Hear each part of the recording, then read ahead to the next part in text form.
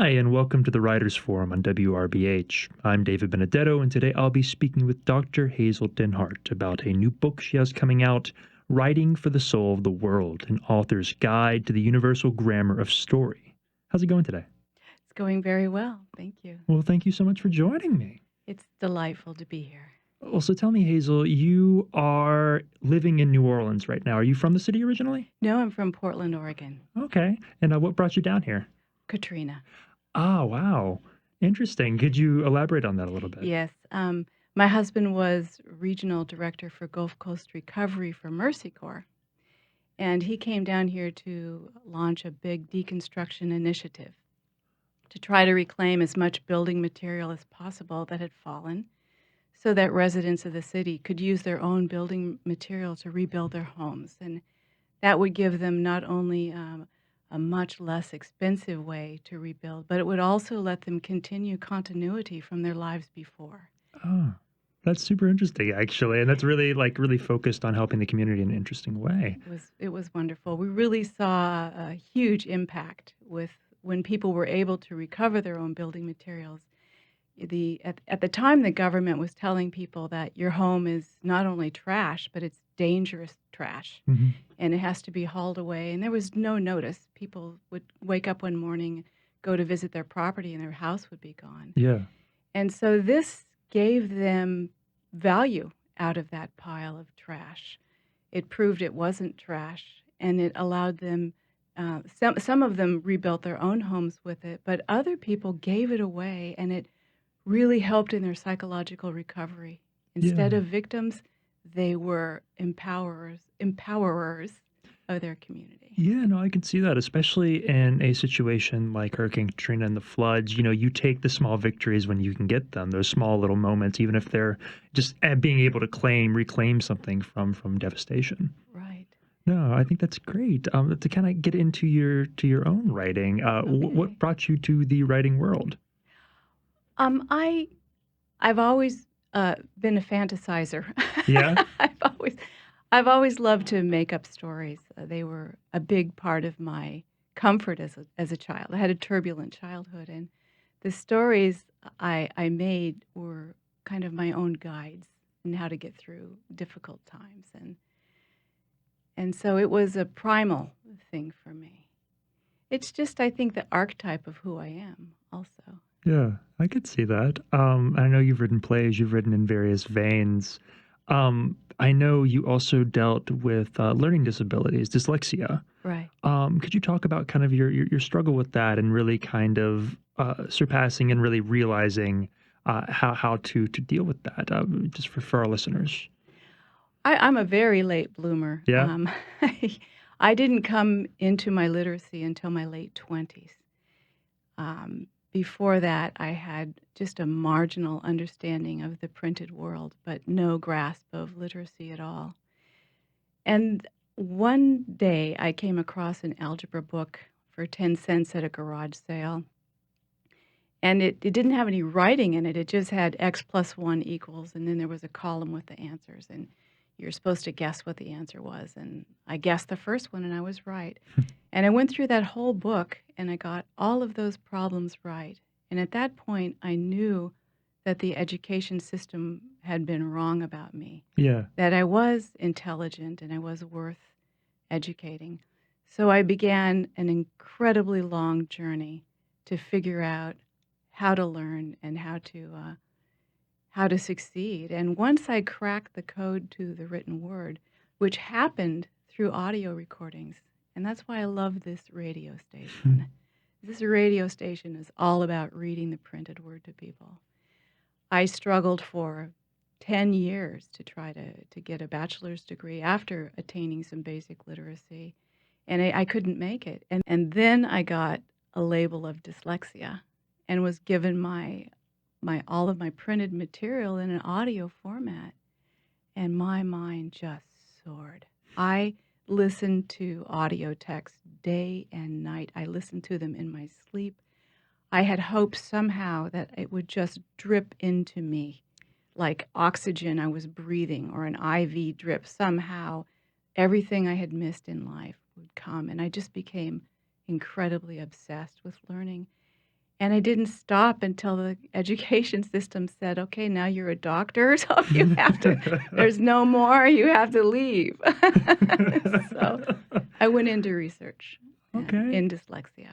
Interesting. And from that, you have this really interesting book coming out here, which in itself is a way of compartmentalizing and analyzing a large amount of things and trying to synthesize something interesting out of that into what you call the universal grammar of Universal story. grammar of story. What exactly you use the term grammar? What does Right.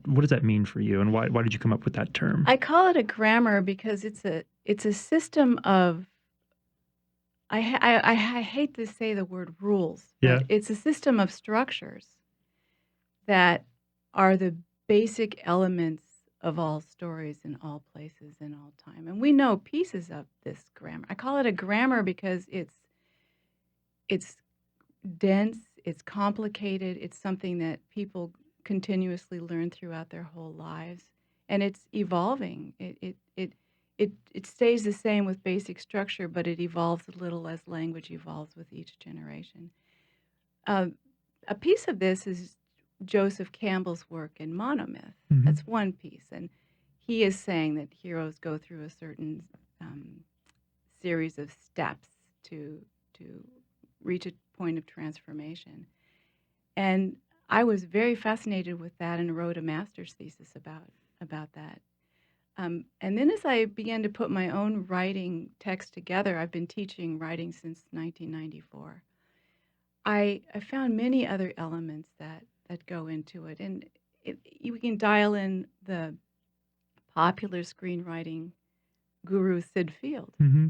And what Syd Field discovered was what he recognized was that there's this issue of timing in screenplays.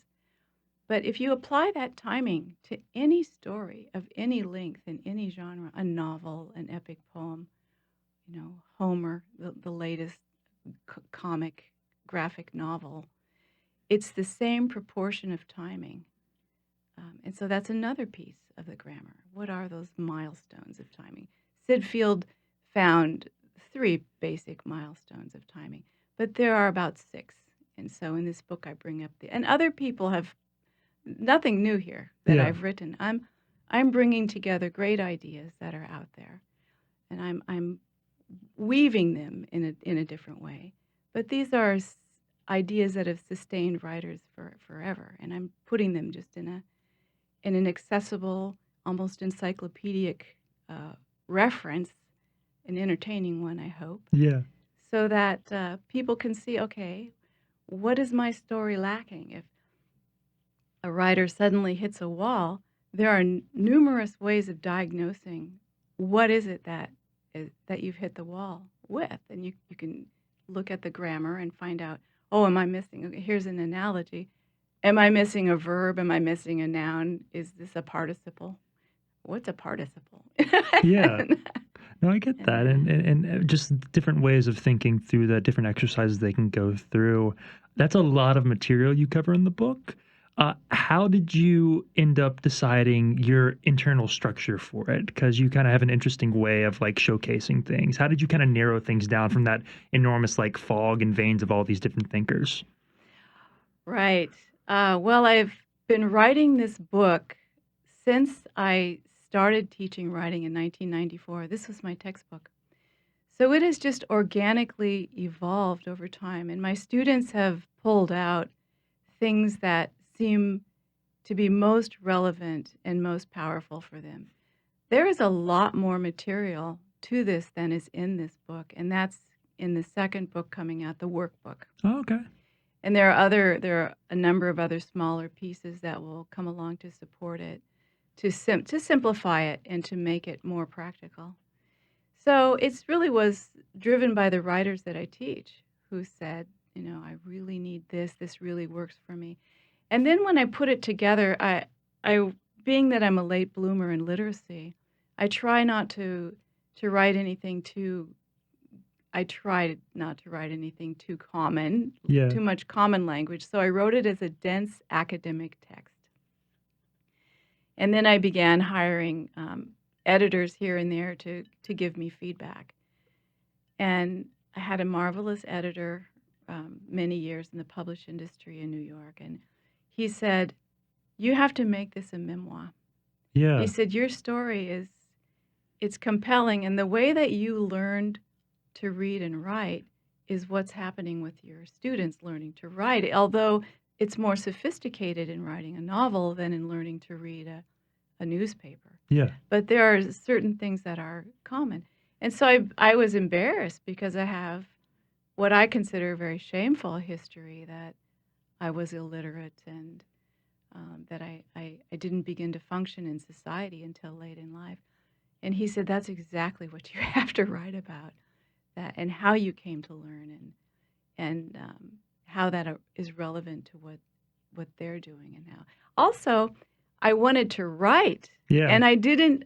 I had several books and plays that I just kept hitting walls about, and so I would go into study all these different theories of writing to figure out, how can I write a guidebook for myself? I'd read several guidebooks, and they were helpful. I was so grateful for them. Yeah. I needed something more. Yeah. And so I wrote a guidebook for myself. And my students said, we want this. So, and then as I neared the end of my teaching career, regular teaching career, they said, "You have to publish something because we need something when you're gone." Yeah. And so that's what this is. I think that's great, and I that's one of the things I was going to ask you about, is that personal nature. You imbue a lot of yourself in there. I think that's really an interesting thing that your editor told you to add that memoirish element to it, because I think it really, things can get a bit technical when you're speaking about like the mechanics of writing or theories behind it, or any type of theories of myth and all those things that you've kind of incorporated into this book. And I think the memoir aspects really ground it and provide really interesting analogies for people that are coming into it. Right. I was wanting, yes, to illuminate, to illustrate these ideas with something entertaining. Yeah. The book basically says that there are three calls. There are three different impulses that every artist, creative mind responds to in their work. One is a personal call, one is a social call, and one is a mythological call. And in the personal call, my memoir explains what were the forces that drew me to a story. With the personal call, we're struggling to respond to unfinished business in our own psychology, and our stories manifest from the same place that dreams manifest at night. The unconscious is speaking to us through stories. And it's so painful to deal with some of these issues that it's really clouded in heavy symbolism that takes a long time for a writer to figure out what it is. In the first chapter of the book, I talk about that I was sitting on a stage doing an audience discussion after the opening of my first play, my second play by call. And it suddenly hit me that although the setting of the story had nothing to do with my experience in life, I felt as if everyone in that audience knew my personal story, and I was fighting to stay calm and to not cry, and no one knew my story. Yeah. But I suddenly saw the personal call revealed to me, and what was happening. The social call is comes from this greater society, and that is that we have a collective dream. Every generation has one major dominant struggle, and every creative artist contributes one piece of their work, one thread that illuminates that collective struggle. And the collective struggle we're dealing with right now is, how do we unite, not just as a people, but how do families unite? How do families stay together? How does a country, we can see our country is very divided, families are very divided. The world as a whole, the Western world as a whole, as it's moved around the globe, is feeling disconnected. And the younger people, the millennial people and the people younger than them, are saying, okay, enough of this, how do we get back together? And we see that in stories now. Stories and artwork point to that. For the personal call, there are many different reasons a writer writes, and it changes over their lifetime because Mhm. their problems change as they grow and evolve. The social call will stay the same through an entire generation. Then we have a mythological call, and that is this need to be together in a group of people and share a collective reverence, however you want to define that. But we know what it is when we feel it. When we stand before something and we're all speechless and we all start to weep and we just feel outside of ourselves, we feel like we have connected in a way that we cannot explain, and that we suddenly feel that the self-centered pursuits of life are so unimportant in this second. In this second, we want to hold on to this sense of reverence. Mhm. And writers who provide that in a meaningful way are revering their audience. They are bringing reverence to the people that are watching it instead of the other way around. It's very rare to find a story like that. We know we've found it when it endures through time, Yeah. when it's not a quick pop culture, we feel good, a cotton candy high, but it becomes enduring. So the personal call has to be dispensed with at some point. In the book, I show the milestones where you have to let go of this struggle with your dad or your mom or your brother. You have to let it go now because this is no longer a diary. This Yeah. is no longer a dream. This is the story that the world needs. And so when the writer lets go, the story takes on a life of its own and it begins to enter the public and social sphere. That's where it has to pick up this social call. Mhm. It has to begin to tell other people, not individuals, but a collective, how it can maintain its bond and how it can reclaim its tribe. And that will quite naturally, when people feel that, it is the audience that gives you the mythological blessing. You, as a writer, draw upon the mythological impulse, but you can't bring that into your story. Your audience brings that into the story. And it does it when you, as a writer, are respectful of that audience, compassionate to that audience, and realize that you're not writing for you. You are writing because you have no choice. Destiny has pulled you into this, and this has to be done. Yeah. It's his sacrifice. Interesting. That's a really interesting way of kind of like framing a lot of these ideas and associations and relationships with writing and with the larger audience and the culture at large. One of the things I appreciate about these theories as ways of synthesizing this together is how you describe it as algebraic, as algorithmic in a lot of ways, as calculus, as something Right. that's maneuvering, something that's tactile and is going to need to be continually moving forward because it's never going to stay the same. It's going to be organic in a lot of ways from time to time, person to person, generation to generation. When you were kind of compiling this together and writing this, what were some strategies you kind of employed in the book to make sure that it would be relevant for people that were outside yourself and in a different time and place, maybe? I tested it. Yeah? I took this book, I took this theory abroad. I taught it around the U.S. to a wide variety of students. And then I went overseas.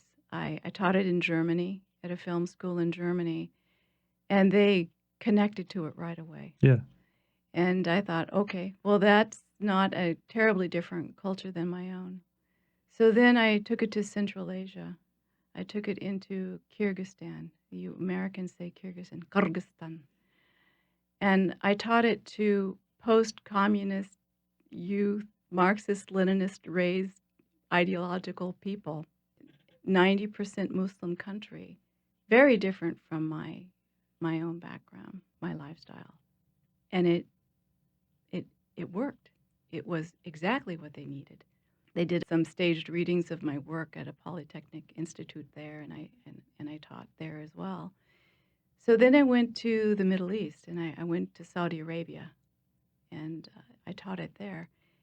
And it was, again, readily received. Now, this is a massive body of work. So the massive body is not instantly received. Yeah. This is something that it's like getting a doctorate. It's something it takes your whole life to master. We never master English grammar or Russian grammar or Arabic. Nobody masters it, but you're always learning. But what you get are pieces that work. So take the pieces that work for you. So they took those pieces and they eventually began to pick up the wider work. Then I knew I had hit on a universal theme. Yeah. I originally wanted to call it a calculus because it's about the study of change. It's the change of characters. And I think what is most universal with the Kyrgyz, the Saudis, and the Germans, and the Asian students I also taught in the U.S., is that no writer gets out of a story unscathed. A writer does not walk away any less transformed than their characters. It's like parenting. You don't get out of parenting unscathed. Yeah. You are transformed by children. A story, if you are really telling a story, if you are wicking this story from the ether of creativity, you will be transformed by it. And that is because the personal call has dragged you in and said, we're going to deal with some unfinished business here. And you might not know that. You may never know that. But something will have happened to you. And writers who finish their pieces and produce those pieces will tell you, by and large, this is not what I thought at the outset. Yeah. I had an idea for a story, and then something entirely different happened. And that's because you were transformed by the writing of that story. Well, interesting. There's more I could definitely talk to you about this, but to kind of wrap us up, when is the book going to be coming out, and where can people find more information about it? The official release date is October 30th, and the book will be available at all the standard venues. I will be distributing it through New Orleans bookstores, the hard copy of it. It's also going to come out as an ebook. And you just Google Writing for the Soul of the World, an author's guide to the universal grammar of story. You can also Google Hazel Denhart. I'm the only one on the web. That's a good thing. Well, cool. Well, Hazel, finally to wrap us up, I'm wondering, what are some books you're reading right now? I have really fallen in love with the books of Karen Armstrong. I'm particularly interested in her book Holy War, Jerusalem, and the books that are helping us bridge the divide between the East and Western worlds. Yeah. They're just really fascinating books. I'm just beginning to get back into some classics, and my favorite of late is O. Henry. Not a bad one. Well, Hazel, thank you so much for coming on. It was a pleasure speaking with you. It was wonderful to be here. Thank you. Hi, and welcome to the Writers Forum on WRBH. I'm David Benedetto, and today I'll be speaking with Dr. Hazel Denhart about a new book she has coming out, Writing for the Soul of the World, an author's guide to the universal grammar of story. How's it going today? It's going very well. Thank you. Well, thank you so much for joining me. It's delightful to be here. Well, so tell me, Hazel, you are living in New Orleans right now. Are you from the city originally? No, I'm from Portland, Oregon. Okay. And what brought you down here? Katrina. Ah, wow. Interesting. Could you elaborate on that a little bit? Yes. My husband was regional director for Gulf Coast Recovery for Mercy Corps, and he came down here to launch a big deconstruction initiative to try to reclaim as much building material as possible that had fallen so that residents of the city could use their own building material to rebuild their homes. And that would give them not only a much less expensive way to rebuild, but it would also let them continue continuity from their lives before. Oh, that's super interesting, actually. And that's really focused on helping the community in an interesting way. It was